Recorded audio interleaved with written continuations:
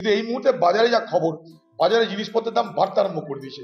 রমজানের এখনো শুরু হলো না, কিন্তু জিনিসপত্রের দাম বাজারে, ফলমূলের দাম, শুকনো ফলের দাম বাজারে বাড়তে আরম্ভ করেছে। সেটা যে ঈদের দিন বাইরে থেকে যখন মানুষ আসবে, তখন যাতে কোনো ট্রেনের কোনো অসুবিধা না হয়, ট্রেন ব্যবস্থা যেন পর্যাপ্ত থাকে, তার জন্য আমি দাবি করব, দেখাও করব। সুযোগ পেলে দিল্লিতে গিয়ে আমি দেখাও করব। কারণ রমজানের সময়, বকরিদের সময় মুর্শিদাবাদ, মালদা, দিনাজপুর সংখ্যালঘু অধ্যুষিত জেলাগুলোতে লক্ষ লক্ষ মানুষ আসতে আরম্ভ করে। তাদের জন্য পর্যাপ্ত ট্রেন থাকে না।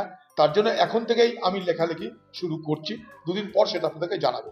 কিন্তু এই মুহূর্তে বাজারে যা খবর, বাজারে জিনিসপত্রের দাম বাড়তে আরম্ভ করে দিয়েছে। রমজানের এখনো শুরু হলো না, কিন্তু জিনিসপত্রের দাম বাজারে, ফলমূলের দাম, শুকনো ফলের দাম বাজারে বাড়তে আরম্ভ করেছে। সবাই তো আর কোটিপতি নয়, যারা সাধারণ মুসলমান তাদের জন্য খুব বিপদ। প্রতিদিনই বলছি, আমরা তো প্রতিদিনই বলছি, বাজার তো অগ্নিমূল্য, সবকিছু শাক সবজি সবকিছুর দাম অগ্নিমূল্য বাজারে, অবশ্যই প্রভাব পড়বে। কিন্তু রমজানকে কেন্দ্র করে, যেমন পুজোর সময় দেখবেন পুজোকে সামনে রেখে হঠাৎ করে বাজারে একটা পরিবর্তন হয়, তেমনি রমজানকে সামনে রেখেও কিন্তু একটা পরিবর্তন আসছে। তখন বিশেষ কিছু জিনিসের কনজাম্পশন বেড়ে যায়। অন্য সময় একটা মুসলমান পরিবার যতটা পরিমাণ ফল বা শুকনো ফল খায়, তার থেকে অনেক বেশি পরিমাণ এই রমজানের সময় খায়। ফলে এই সময়টা যারা অসাধু ব্যবসায়ী তারা মুনাফা লোটার চেষ্টা করে। বাজারে সব জিনিসের দাম অগ্নিমূল্য, সব কিছু।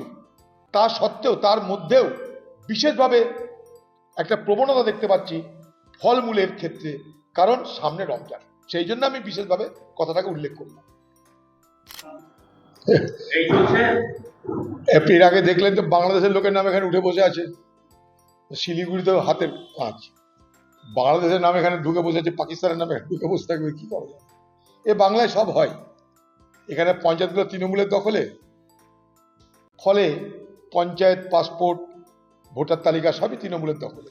তৃণমূল যাকে মনে করে তাকে ঢোকাতে হবে। আমি আপনাদের আরো বলে দিচ্ছি, এই পশ্চিমবঙ্গে অন্তত 35 থেকে 40 লাখ ভুয়া ভোটার আছে, তৃণমূলের তৈরি করা,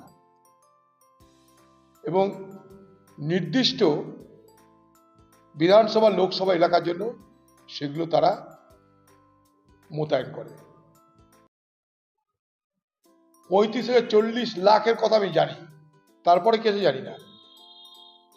আমার কাছে খুব সুনির্দিষ্ট খবর, 35 থেকে 40 লক্ষ ভুয়া ভোটার এই বাংলার ভোটার তালিকায় ঢোকানো আছে তৃণমূল পার্টির পক্ষ থেকে। ক্ষেত্র বিশেষে লাগানো হয় সেগুলো।